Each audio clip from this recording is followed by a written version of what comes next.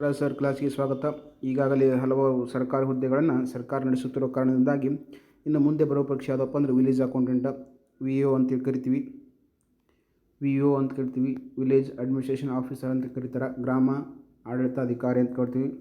ಹಾಗಾದ್ರೆ ಇದರ ಪರೀಕ್ಷೆ ದೃಷ್ಟಿಯಿಂದ ನಾವು ಕರ್ನಾಟಕದ ಮೇಲೆ ಅತಿ ಹೆಚ್ಚು ಬಾರಿ ಕೆಇದವರು ಫೋಕಸ್ ಮಾಡೋದ್ರಿಂದಾಗಿ ಇದನ್ನು ನಾವು ಕರ್ನಾಟಕದ ಜನಗಣತಿಯ ಬಗ್ಗೆ ಏನು 2011ರಲ್ಲಿ ನಡೆದಂಥ ಜನಗಣತಿಯ ಬಗ್ಗೆ ಅಧ್ಯಯನ ಮಾಡೋಂಥ. ಇದು ಕೊನೆಯ ಬಾರಿ ನಡೆದ ಯಾವುದಂದರೆ 2011ರಲ್ಲಿ. ಈ ಪ್ರಸ್ತುತವಾಗಿ ನಡೀತಾ ಇದೆ ಜನಗಣತಿ ಈಗಾಗಲೇ ಮುಗಿದಿದೆ. ಅದರ ರಿಪೋರ್ಟ್ ಮುಂದೆ ಬರ್ತಾ ಅದರ ಅಪ್ಡೇಟ್ ಸಹ ನೀವು ಅಪ್ಡೇಟನ್ನು ಮಾಡ್ತಾ ಇರ್ತಿರ್ಬೇಕು, ನೀವು ನೋಡ್ತಾ ಇರ್ತಿರ್ಬೇಕು. ಅಪ್ಡೇಟ್ ಜೊತೆಗೆ ನೀವು ಏನು ಮಾಡಬೇಕಂದ್ರೆ ಈ ಜನಗಣತಿ ಮತ್ತು ಈ 2026ರಲ್ಲಿ ನಡೆದಂಥ ಜನಗಣತಿ ಕುರಿತು ನೀವು ಅಪ್ ಟು ಡೇಟ್ ಇದ್ರೆ ನಿಮ್ಗೆ ಯಾವುದೇ ರೀತಿಯಾದಂಥ ಪ್ರಶ್ನೆಗಳನ್ನು ಕೆಇದವ್ರು ಕೇಳಲಿ ಅಥವಾ KPSC ಅವ್ರು ಕೇಳಲಿ ನಿಮಗೆ ಉತ್ತರಿಸುವ ರೀತಿಯಲ್ಲಿ ನೀವು ಅಧ್ಯಯನವನ್ನು ಮಾಡಿರಬೇಕು. ಹಾಗಾದರೆ ಏನು ಕರ್ನಾಟಕದ ಜನಗಣತಿ? ಕರ್ನಾಟಕದ ಒಟ್ಟು ಜನಸಂಖ್ಯೆ ಎಷ್ಟಿತ್ತಂದ್ರೆ ಇದೊಂದು ತಿಳ್ಕೊಂಬಿಡ್ರಿ. ಎಷ್ಟನೇ ವರ್ಷದ ಜನಗಣತಿ ನಡೀತಂದ್ರೆ 2011ರಾಗ ಕೊನೆಯ ಬಾರಿ ಜನಗಣತಿ ನಡೆದಿದ್ದು. ಹೌದಾ? ಆವಾಗ ಕರ್ನಾಟಕದ ಒಟ್ಟು ಜನಸಂಖ್ಯೆ ಎಷ್ಟಿತ್ತಂದ್ರೆ 6,10,00,000. ಎಷ್ಟಿತ್ತು ಜನಸಂಖ್ಯೆ? 6,10,00,000. ಈಗ 26ರಲ್ಲಿ ಮಾಡಿದ್ದಾರೆ, ನೀವು ಕಂಪ್ಯಾರಿಸನ್ ಮಾಡ್ಕೋಬೇಕು. ಅಪ್ಡೇಟ್ ಆರ್ ನೀವು ಅಪ್ ಟು ಡೇಟ್ಗೆ ನೀವು ಇದರ ಬಗ್ಗೆ ಅವೇರ್ನೆಸ್ ಬರ್ತೀವಿ. ನೆಕ್ಸ್ಟ್ ಅದರಲ್ಲಿ ಪುರುಷರ ಪ್ರಮಾಣ ಎಷ್ಟಿತ್ತು? 3,90,00,000 ಅಂದರೆ ಶೇಕಡ 50%, 50.69%. ಅಂದರೆ ಮಹಿಳೆಯರ ಸಂಖ್ಯೆ 3,01,00,000 ಇತ್ತು, ಅಂದರೆ 49% ಇರೋದು ಜನಸಂಖ್ಯೆ ಇತ್ತು. ಹಾಗೆ ಭಾರತದಲ್ಲಿ ಕರ್ನಾಟಕದ ಸ್ಥಾನ ಎಷ್ಟನೇ ಇತ್ತಪ್ಪ ಅಂದ್ರೆ ಆವಾಗ ಭಾರತದಲ್ಲಿ ಕರ್ನಾಟಕ ಸ್ಥಾನ ಎಷ್ಟನೇ ಇತ್ತಂದ್ರೆ ಜನಸಂಖ್ಯೆಯಲ್ಲಿ ಎಷ್ಟನೇ ಸ್ಥಾನ ಇತ್ತಂದ್ರೆ 9ನೇ ಸ್ಥಾನ. ದೇಶದ ಒಟ್ಟು ಜನಸಂಖ್ಯೆಯಲ್ಲಿ ಎಷ್ಟು ಪ್ರಮಾಣ ಹೊಂದಿದ್ದು ಅಂದರೆ 5.5ರಷ್ಟು ನಾವು ಪ್ರಮಾಣವನ್ನು ಹೊಂದಿದ್ವಿ. ಆದರೆ ಭಾರತದಲ್ಲಿ ಕರ್ನಾಟಕ ಸ್ಥಾನ ಎಷ್ಟನೇದಿತ್ತು? 9ನೇ ಸ್ಥಾನ. ಮೊದಲನೇ ಸ್ಥಾನ ಯಾವುದಿತ್ತು ಅಂದರೆ ಉತ್ತರ ಪ್ರದೇಶ. ನೆನ್ಪಿಟ್ಕೊಂಬರ್ರಿ, ಉತ್ತರ ಪ್ರದೇಶ. ಜನಸಂಖ್ಯೆ ಅತಿ ಹೆಚ್ಚು ಜನಸಂಖ್ಯೆ ಹೊಂದಿರೋ ರಾಜ್ಯ ಯಾವುದು? ಉತ್ತರ ಪ್ರದೇಶ. ವಿಸ್ತೀರ್ಣದಲ್ಲಿ ದೊಡ್ಡ ರಾಜ್ಯ ಯಾವುದು? ರಾಜಸ್ಥಾನ. ಈ ರೀತಿಯಾದಂಥ ನೀವು 360 ಡಿಗ್ರಿಯಲ್ಲಿ ಅಧ್ಯಯನವನ್ನು ಮಾಡಬೇಕು, ಯಾವುದೇ ವಿಷಯವನ್ನು ಕುರಿತು ಅಧ್ಯಯನ ಮಾಡಿದ್ರೆ.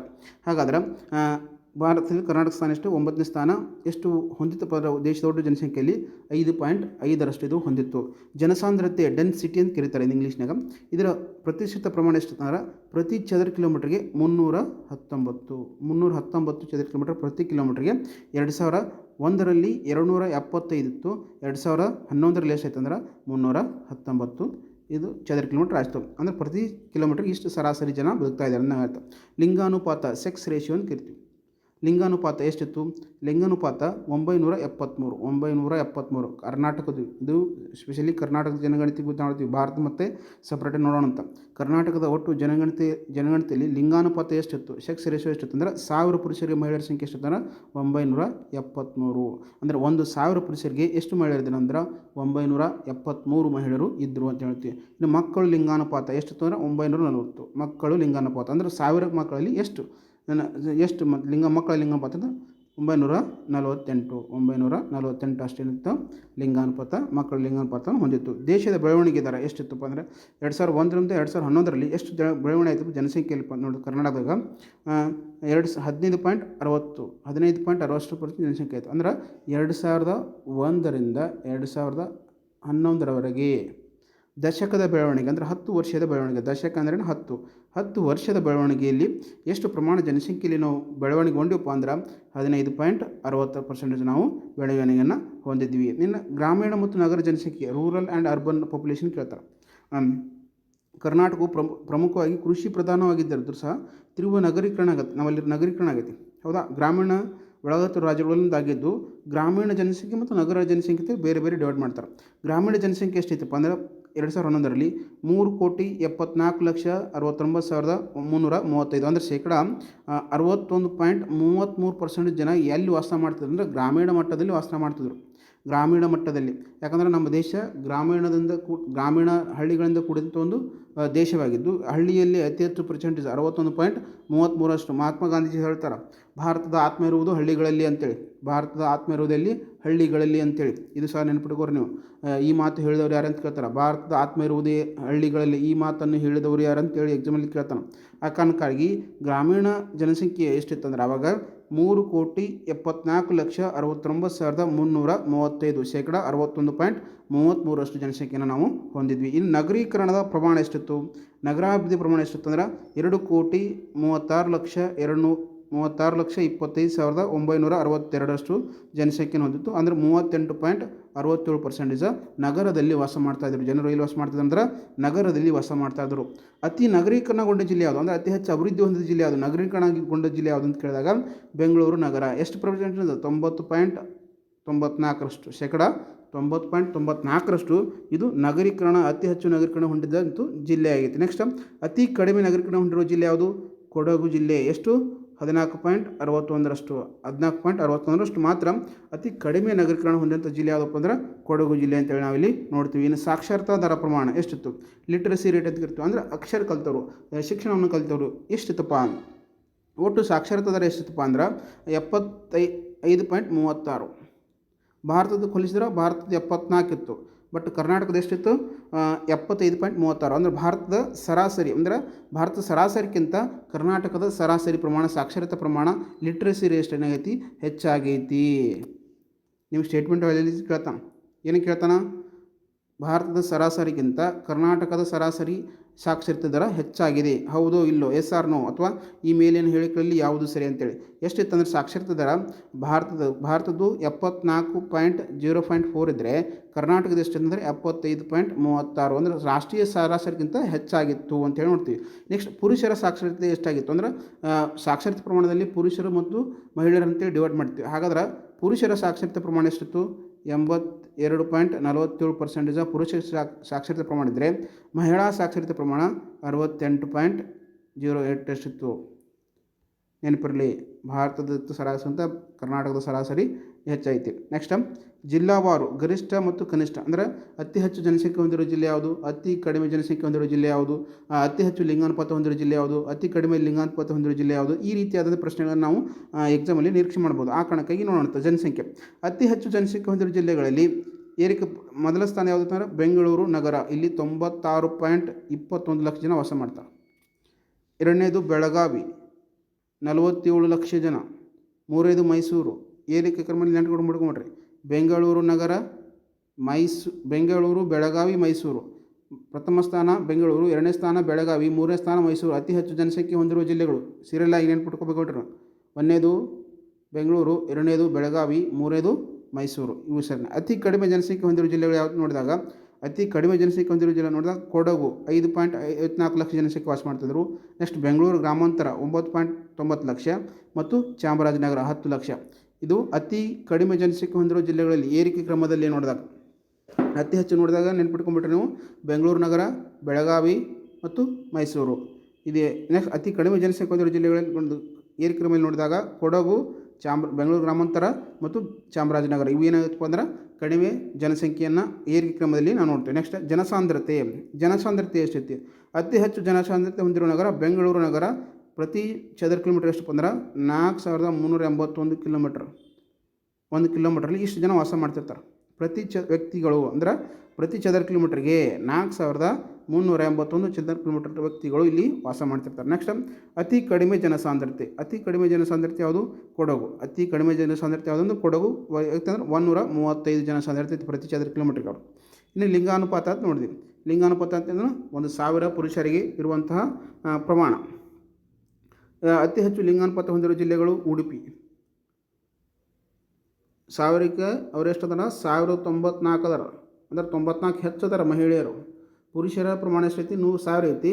ಮಹಿಳೆಯರ ಪ್ರಮಾಣ ಎಷ್ಟೈತಿ? 1094 ಐತಿ. ಅಂದರೆ ಮಹಿಳೆಯರ ಪ್ರಮಾಣ ಐತಿ ಪುರುಷರಿಗಿಂತ ಹೆಚ್ಚಾಗೈತಿ. ನೆಕ್ಸ್ಟ್ ದಕ್ಷಿಣ ಕನ್ನಡ 2ನೇ ಸ್ಥಾನ, 3ನೇ ಸ್ಥಾನ ಕೊಡಗು.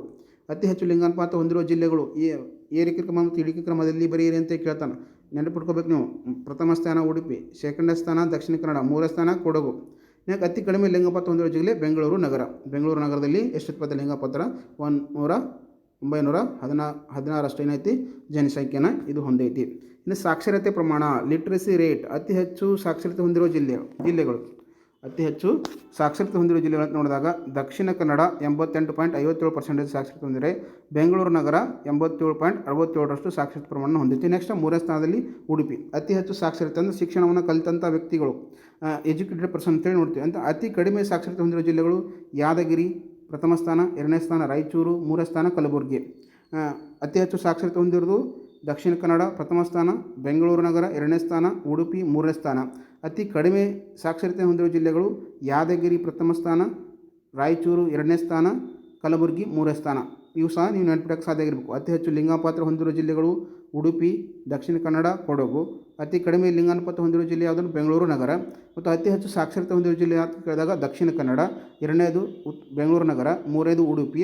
ಇನ್ನು ಅತಿ ಕಡಿಮೆ ಸಾಕ್ಷರತೆ ಹೊಂದಿರುವ ಜಿಲ್ಲೆ ನೋಡಿದಾಗ ಪ್ರಥಮ ಸ್ಥಾನ ಯಾದಗಿರಿ, 2ನೇ ಸ್ಥಾನ ರಾಯಚೂರು, 3ನೇ ಸ್ಥಾನ ಯಾವುದು ಕಲಬುರಗಿ. ನೆಕ್ಸ್ಟ್ ಇನ್ನು ಪರಿಶಿಷ್ಟ ಜಾತಿ ಪರಿಶಿಷ್ಟ ಪಂಗಡ ನಮ್ಮಲ್ಲಿ SC ST ಅಂತ ಡಿವೈಡ್ ಮಾಡ್ತಾರೆ. ಅದರ ಆಧಾರದ ಮೇಲೆ ಕರ್ನಾಟಕದಲ್ಲಿ ಒಟ್ಟು ಜನಸಂಖ್ಯೆಯಲ್ಲಿ ಶೇಕಡ SC ಜನಸಂಖ್ಯೆ ಪ್ರಮಾಣ ಎಷ್ಟಿತ್ತಂದ್ರೆ 1.4 ಕೋಟಿ ಜನಸಂಖ್ಯೆ ಐತೆ.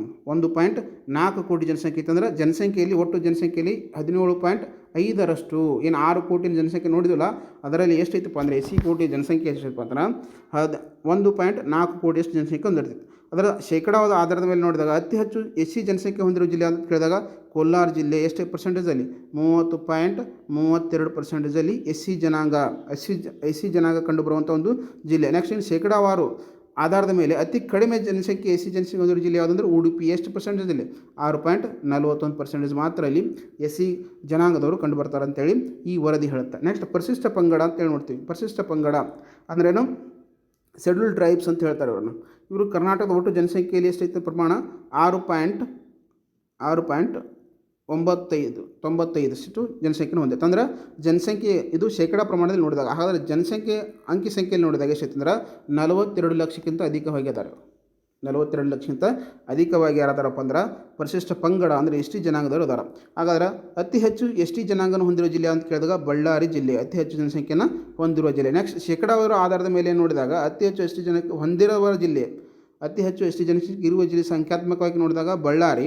ಆದರೆ ಶೇಕಡಾವಾರು ಆಧಾರದ ನೋಡಿದಾಗ ಅತಿ ಹೆಚ್ಚು ಜನಸಂಖ್ಯೆ ಹೊಂದಿರುವ ಜಿಲ್ಲೆ ಯಾವುದು ಅಂದರೆ ರಾಯಚೂರು. ಎಷ್ಟಪ್ಪ ಅಂದ್ರೆ 19.9% ಇದನ್ನು ಜನಸಂಖ್ಯೆನ ಇಲ್ಲಿ ಹೊಂದೈತೆ. ನೆಕ್ಸ್ಟ್ ದಶಕದ ಜನಸಂಖ್ಯೆ ಬೆಳವಣಿಗೆ ದರ ಅಂತ ನೋಡಿ, decades growth rate in 2001 and 2012 ಅಂತ ನೋಡಿದೆ. ಅಂದರೆ 2001ರಿಂದ 2011ರಲ್ಲಿ ದಶಕ ಅಂದ್ರೇನು 10 ವರ್ಷಗಳಲ್ಲಿ ಜನಸಂಖ್ಯೆ ಪ್ರಮಾಣ ಎಷ್ಟಾಯಿತು?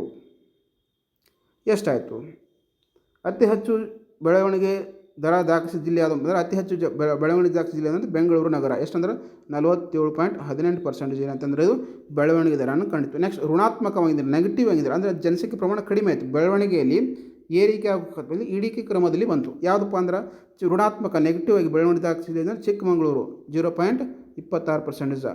ಈ ಕರ್ನಾಟಕದ ನೋಡಿ ಭಾರತದಲ್ಲಿ ನೋಡಿದಾಗ ನಾಗಾಲ್ಯಾಂಡ್ ನೆನ್ಪಿಟ್ಕೊಂಡ್ಬಿಟ್ರಿ, ನಾಗಾಲ್ಯಾಂಡ್ ಇದು ಏನಾಯ್ತಪ್ಪ ಅಂದ್ರೆ ಅತ್ಯಂತ ಕಡಿಮೆ ಆದಂಥ ಒಂದು ಜನಸಂಖ್ಯೆನ ಒಂದು ಋಣಾತ್ಮಕವಾಗಿ ಅದಾ.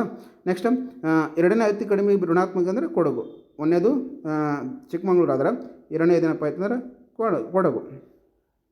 ನೆಕ್ಸ್ಟ್ ಭೌಗೋಳಿಕ ಮತ್ತು ವಿಸ್ತೀರ್ಣದಲ್ಲಿ ಮಾಹಿತಿ ನೋಡಿದಾಗ ಕರ್ನಾಟಕದಲ್ಲಿ ಒಟ್ಟು ಭೌಗೋಳಿಕ ವಿಸ್ತೀರ್ಣ ಎಷ್ಟು ಅಂದರೆ ನಿಮಗೆ ಹೇಳ್ತೀವಿ 1,91,793 ಚದರ ಕಿಲೋಮೀಟರ್ ಅಷ್ಟನ್ನು ಹೊಂದೈತಿ.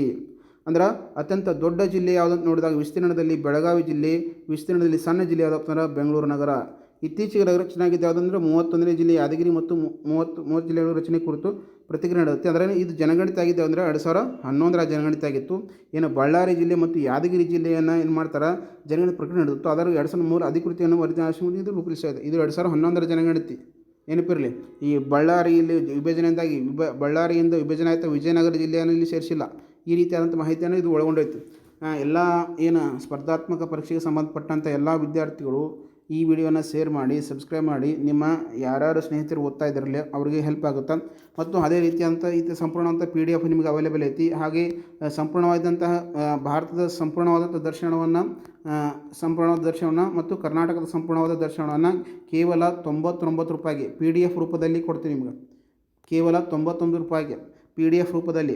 ಇದರಲ್ಲಿ ಏನೇನು ಒಳಗೊಂಡಿರ್ತಪ್ಪ ಅಂತ ಯಾವೆಲ್ಲ ವಿಷಯಗಳನ್ನು ಒಳಗೊಂಡಿರ್ತದೆ ನೀವು ಗಮನಿಸಿದಾಗ ಮೊನ್ನೆ ಭಾರತದ ಸಂಪೂರ್ಣ ಪರಿಚಯ ಅಂತೇಳಿ ನೋಡ್ತೀವಿ. ಅಂದರೆ ಸಂಪೂರ್ಣ ಪರಿಚಯ ಅಂದ್ರೇನು 28 ರಾಜ್ಯಗಳ ಸಂಪೂರ್ಣ ಪರಿಚಯ ಹಾಗೂ 8 ಕೇಂದ್ರಾಡಳಿತ ಪ್ರದೇಶಗಳ ಸಂಪೂರ್ಣ ಪರಿಚಯ. ಅದರ ಜೊತೆಗೆ ಕರ್ನಾಟಕದ 31 ಜಿಲ್ಲೆಗಳ ಸಂಪೂರ್ಣವಾದಂಥ ಪರಿಚಯ ಜಿಲ್ಲಾವಾರು ಅಂತೇಳಿ ನೋಡ್ತೀವಿ. ಹಾಗೂ 2011ರ ಜನಗಣತಿ ಕರ್ನಾಟಕದ್ದು ಮತ್ತು ಭಾರತದ್ದು ಸೇರಿಸಿ ಕೇವಲ 99 ರೂಪಾಯಿಗೆ ನಿಮಗೆ ಕೊಡಲಾಗುತ್ತದೆ. ಕೇವಲ 99 ರೂಪಾಯಿಗೆ ನಿಮಗೆ ನನ್ನ ನಂಬರಿಗೆ ಕಾಂಟ್ಯಾಕ್ಟ್ ಮಾಡಿದರೆ ನಿಮಗೆ PDF ತಕ್ಷಣ ಬಂತಲ್ಲ. ಯಾವುದಪ್ಪ ನಂಬರ್ ಅಂದರೆ ಇಲ್ಲಿ ಮೆನ್ಷನ್ ಆಗಿದೆ ನೋಡಿ, 7259300526 ಈ ನಂಬರಿಗೆ ನೀವೇನಾದರೂ ಕಾಂಟ್ಯಾಕ್ಟ್ ಮಾಡಿದರೆ ಈ PDF ನಿಮಗೆ ಕೇವಲ 99 ರೂಪೀಸಿಗೆ ಇನ್ನೊಂದು ವಿಶೇಷ ಆಫರನ್ನು ತೆಗೆದುಕೊಂಡು ಬಂದಿರಿ. 6 ಮಂತ್ ಕರೆಂಟ್ ಅಫೇರ್ಸನ್ನು ಕೇವಲ 49 ರೂಪಾಯಿಗೆ. 6 ತಿಂಗಳ ಪ್ರಚಲಿತ ಘಟನೆಗಳನ್ನು ಕೇವಲ 49 ರೂಪಾಯಿಗೆ ಕೊಡಲಾಗುವುದು.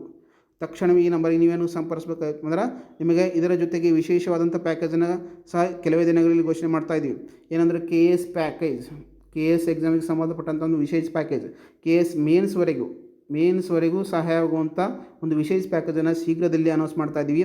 ಯಾರೆಲ್ಲ ಸ್ಪರ್ಧಾತ್ಮಕ ಪರೀಕ್ಷೆಗಳು ಸೀರಿಯಸ್ ಆಗಿ KSಗೆ ಓದ್ತಾ ಇದ್ದಾರೆ ಅಥವಾ ವಿಲೇಜ್ ಅಕೌಂಟಿಗೆ ಓದ್ತಾ ಇದ್ದಾರೆ, ಯಾವುದೇ ಒಂದು ಸ್ಪರ್ಧಾತ್ಮಕ ಪರೀಕ್ಷೆ ನೀವು ಓದ್ತಾ ಇದ್ದರೆ ನಿಮಗೆ ಇದು ಹೆಲ್ಪ್ ಆಗುತ್ತೆ.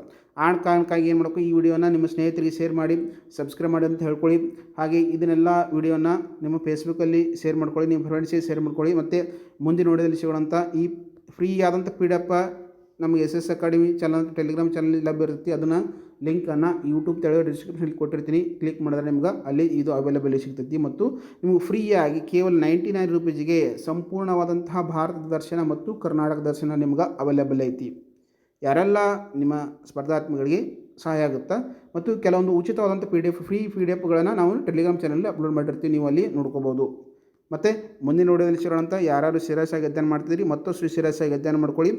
ಅವಧಿಗಳು ಕಡಿಮೆ ಆಗ್ತಾ ಇದೆ, ಹಲವಾರು ಸಬ್ಜೆಕ್ಟ್ಗಳನ್ನು ಕವರ್ ಮಾಡಬೇಕಾಗಿರ್ತೈತಿ. ಆ ಕಾರಣಕ್ಕೆ ನೀವು ಏನು ಮಾಡಬೇಕು ಅಂದ್ರೆ ಆದಷ್ಟು ಬೇಗನೆ ನೀವು ಕವರ್ ಮಾಡ್ಕೊಳ್ಳಿ.